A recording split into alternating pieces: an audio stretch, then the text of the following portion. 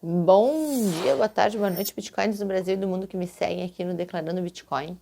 Gente, hoje a gente vai inaugurar aqui uma série que se chama A Minha História com o Bitcoin.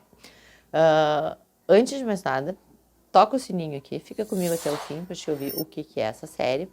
Toca o sininho, te inscreve aqui no canal, compartilha com aquele teu parceiro, amigo, gato, cachorro, papagaio que divide o amor das criptomoedas junto contigo. E vem com a gente que a gente vai contar um pouquinho pra vocês como é que isso vai funcionar. Gurias, toca a vinheta aí pra nós.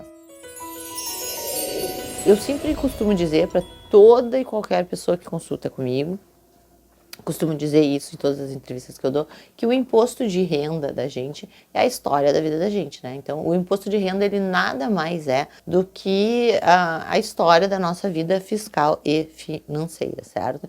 Então, quando a gente pega uma declaração nova para fazer, quando a gente pega um novo atendimento, eu sempre procuro saber qual é a história da pessoa que está falando comigo. Porque essa história é o que vai determinar aquilo que a gente vai contar fiscalmente falando.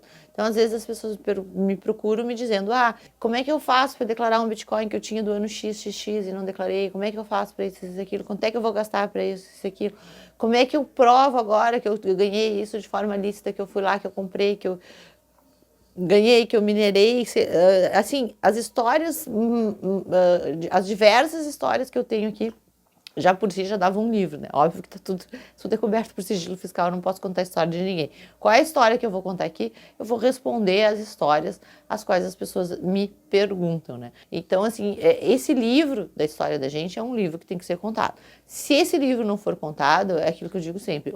A gente tem duas alternativas quando se trata de declaração de imposto de renda. Uma, a gente contar essa história.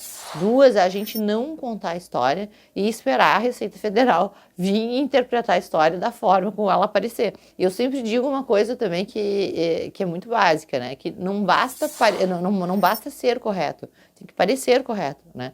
Então, a gente tem que ter essa preocupação, sim, em contar essa história. A gente separou algumas histórias essa semana, né? E aqui é um meio pelo qual a gente vai continuar conversando com vocês, fora os nossos demais canais que a gente continua conversando, certo, gente? Então a gente escolheu algumas histórias aqui. Na verdade, quem escolheu as histórias aqui foi a Rachel. Beijo, Rachel. Todo mundo agradecendo a Rachel aí pelo atendimento carinhoso aí da semana. E a Rachel escolheu duas histórias para a gente contar aqui, que são histórias as quais a gente vai procurar ajudar a solucionar. Então, a Alzira escreveu para a gente lá no YouTube, querendo saber como declarar rendimentos de bitcoins que são realizados em parcelas. E ela quer fazer esse reporte à Receita Federal. E aí eu vou explicar para ela como ela vai fazer. Bom, Alzira, o que acontece? Se tu vai realizar as tuas criptos em parcelas, quer dizer que tu já tem que ter entrado nelas, certo? Então, em algum momento, tu adquiriu essas criptos conforme tu foi adquirindo.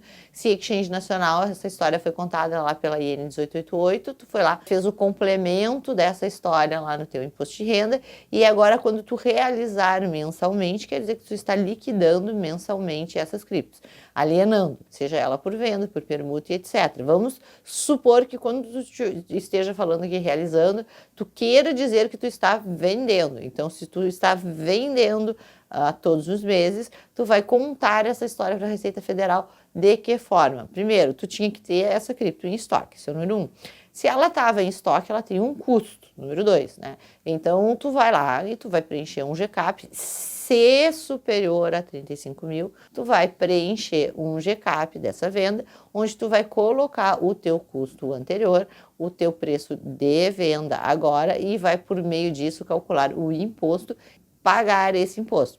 Depois, no fim do exercício, né, normalmente o fim do ano é lá em 31 de dezembro, mas o exercício fiscal a qual tu vai entregar essa declaração de imposto de renda vai se dar lá em abril do ano seguinte, né? Nesse abril do ano seguinte, tu vai fazer o quê? Importar esses GCAPs com essas guias que tu pré-preencheu durante o ano e foste pagando. Então, essa é a história que tu vai contar para a Receita Federal. Se as tuas vendas foram inferiores a 35 mil, o que tu vai fazer? Tu vai dar baixa nesse estoque lá na declaração de bens e direitos, vai dizer como é que tu vendeu ou deixou de vender isso, né? E vai também ter a figura do lucro isento e não tributável lá no código 5 de lucros isentos e não tributáveis. Isso é tudo o que tu vai fazer. Detalhe, passou de 30k isso, e isso não foi em exchange nacional, tu vai ter que fazer também a IN 1888. Então, essas são as tuas obrigações, Alzira, enquanto contribuinte, ok? Um beijo grande, Alzira, obrigada pela audiência.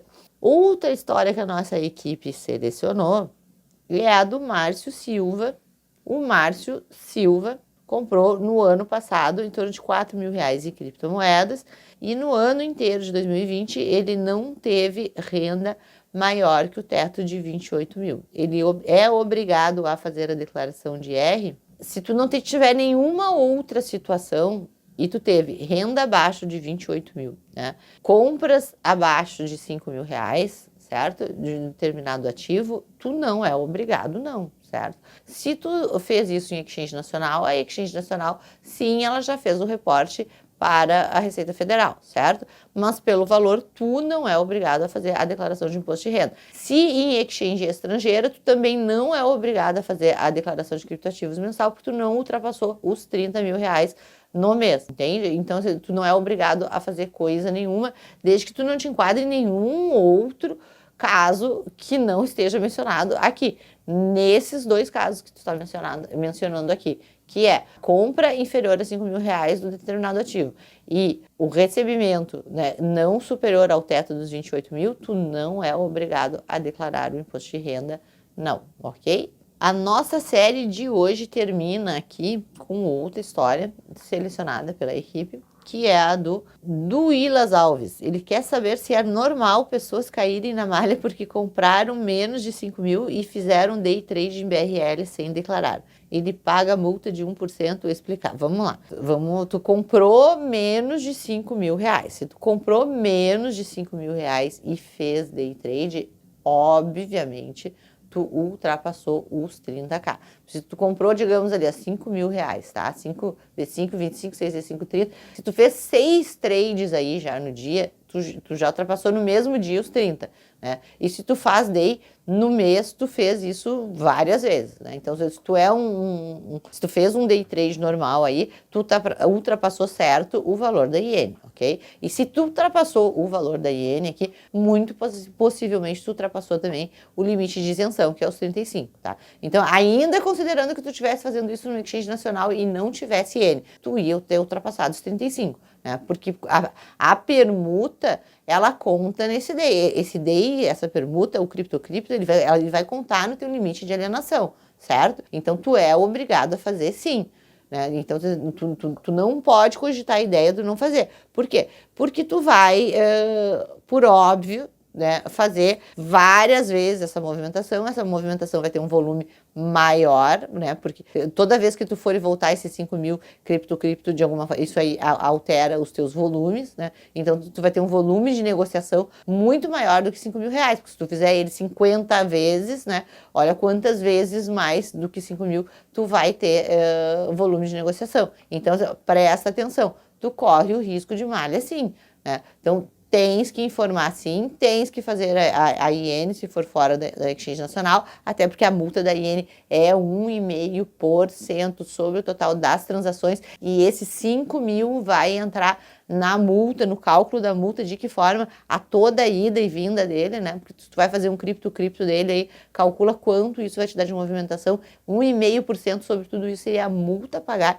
dessa não informação, ok? Então, o day trade é perigoso se tu te enquadra na iene. Agora, se tu fizeste na Nacional, aí sim a Nacional já fez essa informação para a Receita Federal e aí tu vai ter que fazer o quê? A apuração disso, né, via GCAP, porque tu teve alienações acima de 35 mil e vai ter que se apurar quais os lucros que tu teve quando das vendas acima de 35 mil reais, ok? Esse quando das vendas acima de 35 mil reais no mês, ok? Deu para entender? Então, essas são as histórias escolhidas de hoje pela equipe, pela Rachel, lá no na nossa série Essa é a Minha História com Bitcoin.